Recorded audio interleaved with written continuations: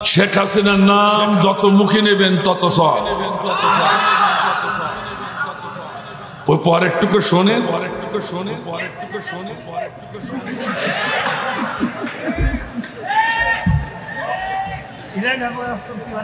এরাই তো আমার থেকে বেশি ওয়াজ জানে। শেখ হাসিনার নাম স্মরণ করলে সব। কেন সব শোনেন? শোনেন ভালো করে শুনে যান। হাজিউল হারামাইন যারা আছেন, আমি 23 সালে হজ করেছি। হাজিউল হারামাইন যারা আছেন তারা জানেন কাবা শরীফের পাশে গেলেই আবু জেহেলের বাড়ি দেখার কথা মনে পড়ে।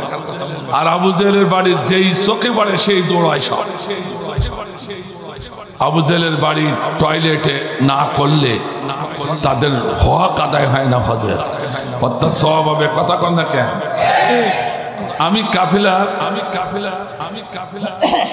একটু সম্মুখে ছিলাম, কাফিলাটা পরিচালনা করছিলাম, কিন্তু একটি হাজি সাহেব আসছে না, তার জন্য দাঁড়িয়ে আছে। অনেক সবাই এসে গেছে, অনেক পরে তিনি বেরিয়ে এসেছেন। বাস্তব যেটা দেখি তো, তার সমস্ত শরীর ঘেমে গেছে, চেহারা মন্ডল ঘেমে গেছে, টপ টপ করে চেহারা দিয়ে পানি পড়ছে। কি অবস্থা? এই অবস্থা কেন? এত লেট হলো কেন? গোস্তাকে মাফ করবেন হুজুর, আমি বহু কুতাকুতি করেছি, মোটে বেড়েছিল না। তা আমি বললাম এত কষ্ট করে 7 লক্ষ টাকা ব্যয় করে হাজ করতে এসেছি, এই আবু জেহেলের মুখের কিছু না ফেলিয়ে যাবো না। কথা কথা অর্থাৎ আবু জেহেলের টয়লেটে আবু জেহেলের মুখে পায়খানা ফিরে দেওয়া, এটা যেমন সওয়াব।